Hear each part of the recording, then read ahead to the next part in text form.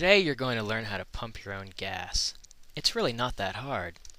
First of all, you need to park with your gas tank on the correct side to make it a lot easier. As soon as you park, you want to make sure to turn off your car. This is very important to remember, so think about it a little bit and practice. What you want to do next is get out and remove your gas cap. Don't forget to turn it counterclockwise, otherwise it won't come off. I recommend doing this at the start of pumping your gas, so as to simplify matters. Next, you're going to want to take a look at this thing right here. Don't be afraid of it. It's actually a lot easier than it seems. Here you can see the scale of the area that you're working in. As you'll notice, you don't have to move around too much, so there's nothing to worry about. The easiest way to pay for your gas is with a credit or debit card.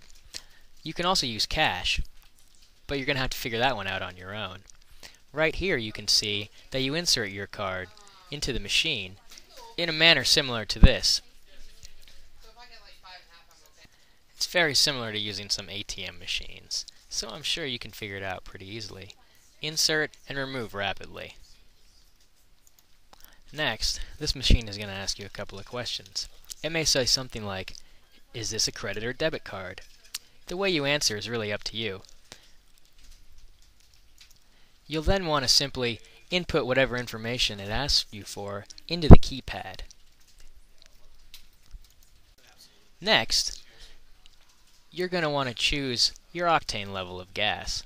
I choose regular because it's the cheapest. Depending on your vehicle, you might have to use Plus or even Supreme. Push the big yellow button, hold down firmly, and release. This is where it gets a little trickier, so pay attention and listen closely. You're gonna take the nozzle and pull it off the wall where it's hanging. You then insert, tip first, into your gas tank. You want to be careful not to pull on the handle, because you'll spill gas all over the place. Once your nozzle is fully inserted, you're going to want to pull up on the handle. You want to be firm, but not too firm. From here, you have several options. You can stand there, holding onto your handle until you have the desired amount of gasoline, or if you have something to do, such as buy a juice, or perhaps a magazine, inside the gas station, you can lock your handle down. This is done by sliding the metal device you see in the picture forward with your index finger, and then letting go of the handle. It'll lock down. Don't be afraid that gas will spew out of your vehicle. 99% of the time, it'll stop it once it hits the desired amount. Once you've decided you've spent enough money, simply let go of the handle, and the gas will stop flowing. Alternately, if the handle's held down and the gas tank fills up, it'll hit the automatic cutoff switch. So like I said before, you've really got nothing to worry about here. It's important to remember to only pull the nozzle out once the gas is done flowing. After you've taken care of this little issue, simply remove the nozzle and place it back in the wall.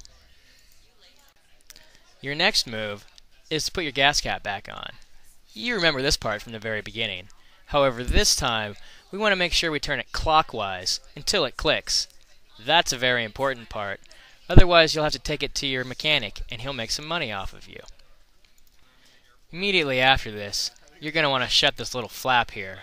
It's not really that pertinent, but you'll look silly driving around with it wide open. Take one final look around. Make sure everything's cleaned up. You're now free to get in your car and drive off. You might want to not forget your receipt, but it's okay to leave it in there as well. I hope this helped you out and was an informative session.